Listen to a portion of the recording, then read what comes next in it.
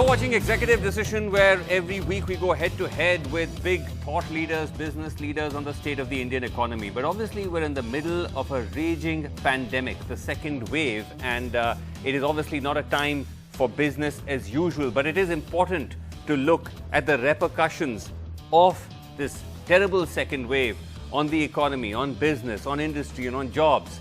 And really, what are the challenges ahead and how can big business and industry tackle them? Well, joining me on the show, we have with us Mr. T.V. Narendran. He's, of course, MD of Tata Steel, which is one of the largest steel makers in the world. He's also President-designate CII. Is with us. We have Dr. Naushad Forbes, who's past President CII, is also with us. And he's, of course, Director Forbes Marshall, which is a steam engineering and control instrumentation company. And also Abhay Soy, Chairman and Managing Director, Max Healthcare. All right, let me just start with you, Mr. Narendran. Difficult times, obviously, and we're seeing how everyone is trying to respond the best they could. Who would have thought that you, as a steel maker, is now producing oxygen, which is being sent to hospitals and to other medical centers? If I could just begin by asking you, Tata Steel now, how much oxygen are you producing daily? It's quite a large number. Yeah, we're producing about 1,000 tons a day of liquid oxygen, which we are distributing to, I think, 8 or 9 different states every day. We are also importing a lot of tankers to help the supply chain. So we're doing everything that's possible to help.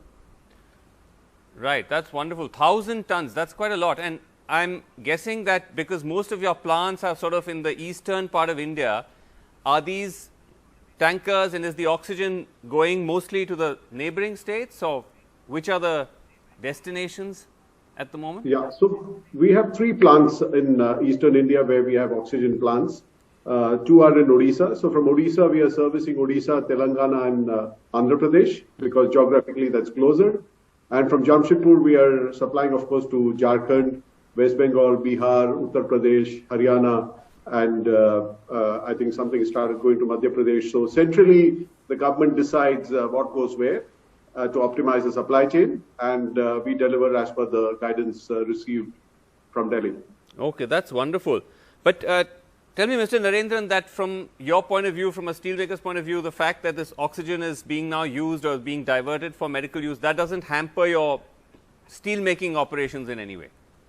Not materially, because the liquid oxygen that we produce is largely meant as a buffer. It's to be kept as 2-3 days of stock for use in the steel plant, which uses much more oxygen to make steel, but in gaseous form.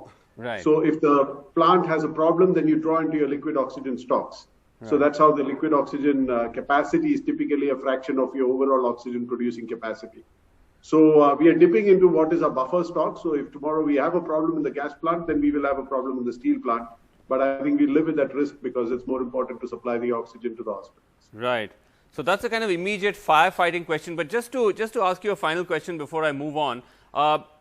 Overall, though, how worried are you when you look at what is happening to the pandemic, not just in terms of the health emergency, but also with the repercussions for the economy, which had started seeing a revival, and then you just get slammed with the second wave? It's been very difficult because I think the health impact has been extremely significant. So it's touched all of us personally or professionally in different ways. The economic impact is yet to be felt significantly, but we are starting to see some impact of it. Right. For instance, when all the liquid oxygen is diverted to hospitals, there are many companies, downstream fabrication units, small-scale sector, who depend on liquid oxygen for the fabrication that they do. So they are now not getting the liquid oxygen for good reasons. Right. But that has an impact, for instance, on economic activity. Okay. Before I come to you, Dr. Forbes, let me just go across to Abhay Soy, because Abhay Soy, you've really been at the front line, all of you who run hospitals at the front line of this war that we're fighting. I mean, have you ever, I know all of you went through the first wave, but had you ever experienced anything like what you're going through now? So Vasu, not at all. We probably didn't expect the first wave the way it happened either, and the second again has caught most people off guard. We did believe we'll be able to tackle it better on the clinical side, on the protection side, PPEs and so on and so forth. You know, we were much better prepared, but just the sheer velocity of this wave, and you know, it's inundated pretty much everything. It's not been a wave. I mean, it's a tsunami, right? So you know, it's been crisis management for the last few weeks. And no matter how much you try to prepare for something like this, it's very difficult to sort of and right now, is it fair to say that your hospitals, I mean, all full, every single oxygen ICU bed is full? Well, it is. All the hospitals are full, all beds are full, oxygenated beds are full. The ICUs are full, but having said that, you know, there has been major disruptions over oxygen supply and supply chain in the past, which over the last few days has improved. So we are looking to, in fact, ramp up capacity. We can do it very, very quickly, you know, over the next couple of days. And I also believe perhaps the worst as far as Delhi NCR in Maharashtra is concerned, both is probably behind us.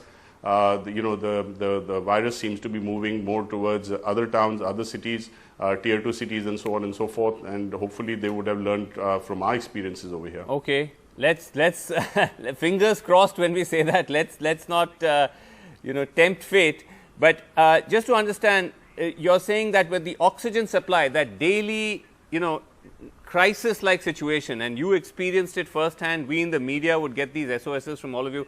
That's gotten somewhat better, you're saying, in terms of the oxygen? Yes, over the last 2 days, yes, Vasu, over the last 2 days, things seem to have improved. We still don't have visibility on sustainable stock coming to us, but, you know, there have been, you know, certain efforts made by the central government, which has helped us plug the gap over the last 2 days, and hopefully these sort of efforts will continue. And okay, well, fingers crossed. But Dr. Forbes, obviously, as Mr. Narendran said, this is very worrying what we're going through. But is there also a worry about how all of this is being planned or rolled out? You see oxygen crisis almost on a daily, hourly basis. It's had to go to the courts before you see some sort of action. Look at what's happening with the vaccines. We started off on a strong note, and now that's faltering as well. So, you know, clearly, I think the country has been caught off guard with this rise in cases. Some of it we could have predicted, because if you look at Maharashtra, for example, cases have been rising since the middle of February. Right.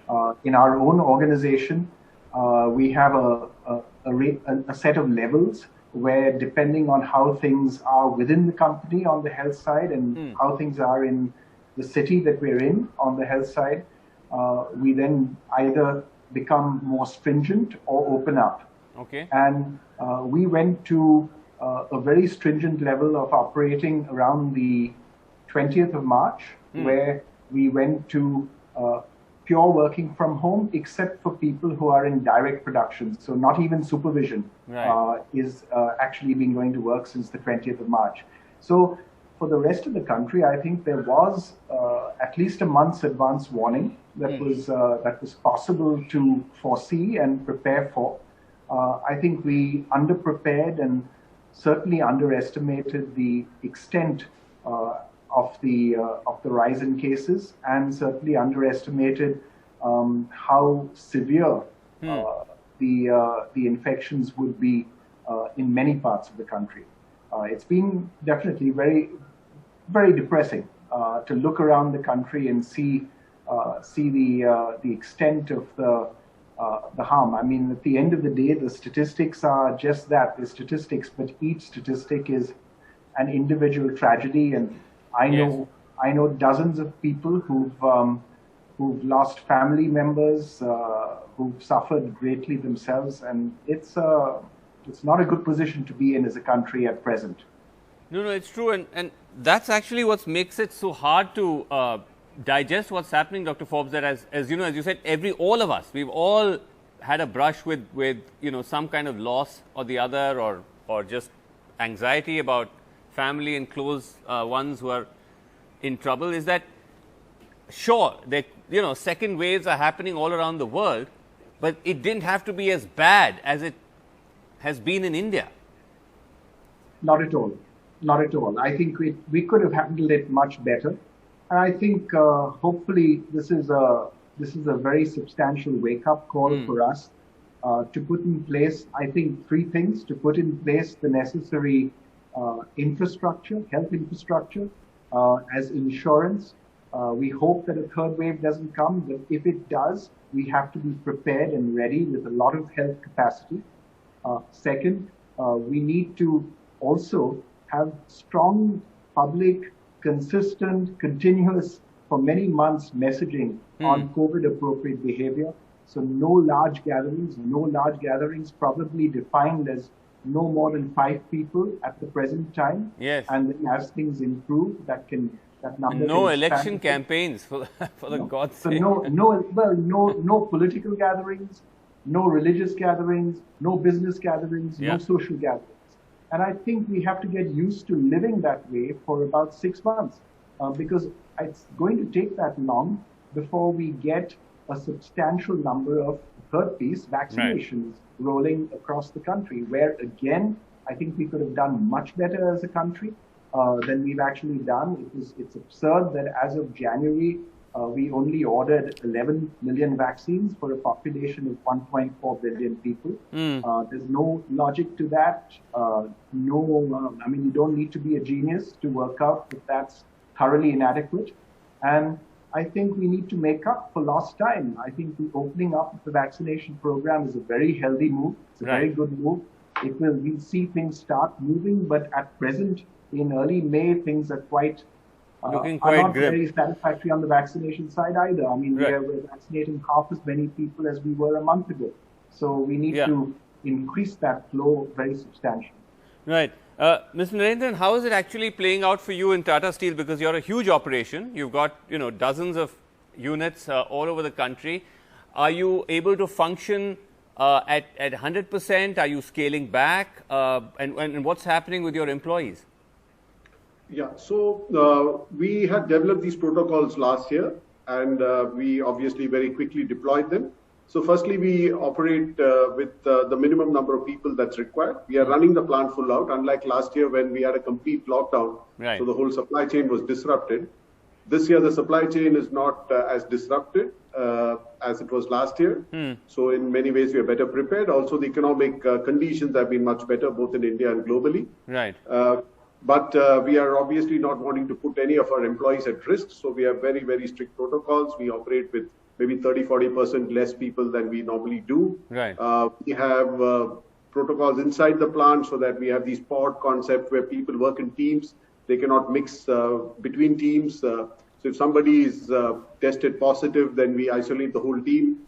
We test everyone who comes into the factory, contract workers or otherwise. We have RFID cards, so we track them for social distancing. So we use a lot of technology to make sure that people follow the protocols that we've deployed. Right. So hence we are able to operate with minimum risk to employees. But is your production fallen, or is it still at not yet. Not yet. It's the same. We are currently running full out because our customers are requiring the material. So we are supplying it. But we are obviously running with very little buffer because we don't have any spare oxygen, etc. So no, fair enough. So just one concern I wanted to ask you, because what the thing that worries especially those who are part of the labor force is that if there's a scaling back or a scaling down, then there's a fear of either salary cuts or layoffs. Is that is that something which how do you look at that from your own, from Tata Steel point of view? Could it be in that direction or not yet? No. Even last year we didn't do that. Not only that, last year for all the smaller contract workers, we protected the salaries even when they did not have work in the factories. So all the smaller contractors who work with us last year got reimbursed the salaries even if there was no job. Okay. So we try to be very humane about that so that they have the least impact. Oh, okay. That's wonderful. Abhay, I wanted to ask you, you're in a kind of very unusual position because as you said, all your hospitals are full and everything is packed. So from just a purely business commercial point of view, you would say, okay, those numbers are, I don't know if great is the right word, but there's a huge demand for hospitals. But it's also at the cost of a huge pandemic. And also, like you said, it's like a crisis situation. You're kind of going hour to hour. How do you see that paradox? Because you're both running a business and at the same time, you're in saving lives and you're fighting fires. So two aspects to it, Vasu. Our regular business, which is the quaternary care business, high-end oncology, cardiac, neurosciences, so on and so forth. All of that is suffering at this point of time because all of those beds. I mean, we were operating at 75-76% occupancy prior to the pandemic, and all of that business has kind of come down dramatically. Right. Now, this will have far-reaching impact not only on the economy but patients as well, because the disease burden, when it's pushed forward, it's going to be at a higher cost to the patients, as well as clinically you'll have worse outcomes going forward. On the other hand, we have this huge pandemic and we're occupying, our beds are occupied with that. But really, I think, and these are all price controlled, as you're aware, there's a price capping on COVID patients and so on. But this is not really the time for us to count our losses or benefits. We'll do it another time. Right now it's time to serve. I mean, that's the way we look at things. But as a hospital owner, what's your take? Because you're seeing the daily crisis, you're seeing the numbers. What's your take on a proper lockdown? What we are seeing are smaller lockdowns. They're calling it curfews in some states, restrictions in others, but a hard national lockdown. You think you need it? My belief is that you perhaps don't require a hard. No, I don't think you need a hard national lockdown. We need to chase the virus. We need to anticipate the direction it's going, and we need to lock down those areas and those places. I think that would be more beneficial at a time like this to do a hard lockdown in places which are improving, such as Maharashtra or Mumbai, for example, would be futile because they're doing a good job of the virus. Hopefully, over the next week or so, if the virus comes down in Delhi NCR, perhaps you don't want to lock down these places, but lock down other places where the virus is moving towards. Okay. Having said that, you raised a point about infrastructure before this, and I really wish the government was to and the need, the crying need to create healthcare infrastructure in the country, and I really wish the government was to provide a single window clearance, because just even to create healthcare infrastructure in this country, every city, every state has its own bylaws, has its own building codes, and so on and so forth, and at the operating level is perhaps one of the most regulated sectors in the country. Right. I think we need to do away with this. We need to invite capital, and we need to kind of extend any support we can towards this. Okay, Dr. Forbes, your view on a national lockdown? So I think if you look at the impact, I think as was mentioned just now, if you look at the impact is differential, and the lockdowns and restrictions on movement need to be according to the impact that the virus is having on the particular local area. I think it's been left to the states this time around, and I think that's a good move. Now, maybe some states are handling it better than others, and so there's a role for the union government to actually help transfer best practice from the states that are doing a better job of handling things to states that could do a better job. So I think I'm all for a policy approach that reflects the diversity that we are as a country, including in the impact of the virus. So, so you don't think doing something, I think if you look last year, by the way, last year when we went in for this national lockdown very suddenly, it didn't help because all logistics came to a halt, which was a real problem to restart then. And most manufacturing came to a halt, which was also a big challenge and problem to restart supply chains then. And I think this time around, we've done it much more reasonably, where we're focused very much on limiting transmission of the virus and on health issues. But, that was also many felt because last time the lockdown was without any announcement, without planning, and also there were not enough cushions or safety nets provided, both to individuals and to businesses, big and small, which is why you had, it was really quite terrible. But just want to get your view as well, Mr. Narendran. Do you also believe that it's better not to go for a wider, harder national lockdown as is being considered? Or do you think, given the way the virus is racing ahead, maybe that's the answer? As CII, we've publicly said that we believe whatever needs to be done needs to be done. I think we are at a stage where the pandemic needs to get, at least the chain needs to get broken. And so whatever needs to be done needs to get done. But having said that, I think even if it's a national lockdown.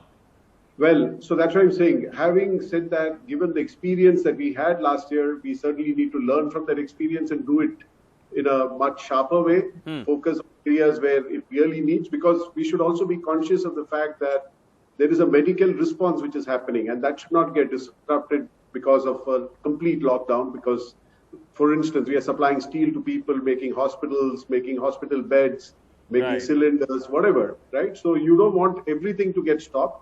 You want to do it in a manner that you don't disrupt activities which need to take place. Secondly, you don't want the mass migration that we saw last time, right? So we need to take care of that as well. So if you create panic and everyone rushes back to where they came from, then again you have a problem, right? So we need to take care of that, as you said, provide some sort of social security for people, even if you go for a lockdown. So I think what we're saying is, let's do whatever needs to be done. Let's do it, obviously, wherever it needs to be done, and do it in a manner which takes into account the learnings that we had from last year. Right. And are you looking, if you, because we're running out of time, firstly, like as Dr. Forbes was saying, there was a sense that we were really not prepared for this. We were not fully ready and able to respond in the way that we should. Are you sensing now that the government, are they reaching out to you as corporate India and others to try and pull together, or do you still see a sense of drift, of governance drift? No, I think over the last few weeks, everyone has really come together, whether it's corporates, whether it's a government, whether it's Indians overseas. I think everyone has come together to try and respond to the crisis. And I think we've seen a lot of work happening together. For instance, we are importing cryogenic tankers, and the Indian Air Force planes are going to pick them up. Once we locate the tankers and tie it up, we fix the deal. So I think in many ways, we are working seamlessly, which is very important. Right. Abhay, if you had one, I know you may have a wish list of 10, but if you have a wish list of one from the government, what would that be at this stage? Well, less governance and, let it be decentralized, let the vendors and the hospitals work together. I think, knee-jerk reactions to situations, and you always have some sort of situations occurring in a crisis, they should not be sort of fed. Right. But you also feel like in terms of oxygen, I remember we used to have these conversations when this nightmare was going on, that it was not even something that you'd even thought about where the oxygen is coming from and how it's getting sorted, because it would just happen automatically. Are you and other big players thinking of getting your own oxygen, dedicated captive plants? Or is that already happening? That's right, Vasu. So we are setting up about 6 plants. We've set up one yesterday, another one is coming on stream today, another 5 of them will be coming on stream over the next 5 to 6 days. But one does have to keep in mind that, these plants will take care of about 20% of our present requirement at best, which pretty much means about 80 to 90% of our requirement at pre-COVID times. Right. Because, you really can't have plants set up which will meet today's requirements, because, then they'll be operating at suboptimal capacities at that point of time. So, one has to have sort of, you have to have your own plants as well as you have to have suppliers in place as well. Last word from you, Dr. Forbes. What is the one thing that you still feel is missing in our response and you'd like to see fixed? I think the one area, if I had to pick one immediate area and challenge, it's really logistics. It's how do we actually, now we've got a huge amount of aid that's coming in. We've got a lot of equipment that's becoming available in different parts of the country, and there are needs all around in private hospitals, public hospitals. And I think the logistics, addressing the logistics needs are very, very demanding. They're very demanding and very pressing at the present time. So I just wonder whether we could do a better job with logistics, and I wonder if actually the army could actually help. because that's what the army knows how to do. The army handles logistics on a grand scale with great efficiency. And I wonder if they can actually play a big part in the logistics needs that we currently have. It's true. Many have asked that question. Yes. That beyond setting up a field hospital here or there, bring them on at a much more like a war footing way. That's right. To distribute, to move things around the country from places where they're available to where they're needed. The United Nations offered logistics support to us as well. We should take it. We should take any help that we can get in the area of logistics. That's, I think, the big need that we have as a country at this time. Okay. Well, fingers crossed if that we are able to fight this. But thank you all, gentlemen, so much for joining me. It's been a terrific conversation. Thank you all very much indeed for watching. That's all the time we have on Executive Decision. Thanks for watching. Goodbye.